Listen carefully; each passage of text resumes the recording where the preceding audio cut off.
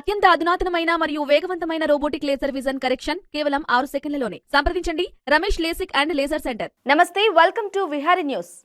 Telangana BJP ముఖ్య నేత దుబ్బాక మాజీ ఎమ్మెల్యే రఘునందన్ రావు బీఆర్ఎస్ అగ్రనేతలపైన ఘాటు వ్యాఖ్యలు చేశారు. రానున్న లోక్సభ ఎన్నికల్లో కేసీఆర్, కేటీఆర్, హరీష్ రావు, కవిత, సంతోష్ రావు ఎవరు పోటీ చేసినా గెలవరని జోస్యం చెప్పారు. రానున్న ఎన్నికల్లో బీఆర్ఎస్ పార్టీ సున్నాకే పరిమితం అవుతోందన్నారు. బీజేపీ మాత్రం లోక్సభ ఎన్నికల్లో సత్తా చాటుతుందని, రాష్ట్రంలో మెజార్టీ సీట్లు గెలుస్తామని ధీమా వ్యక్తం చేశారు.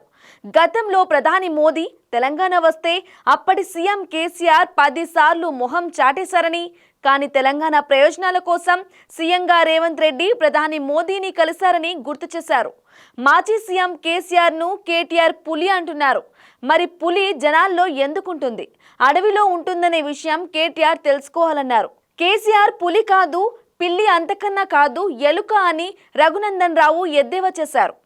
For more updates, keep watching Vihaరీ News.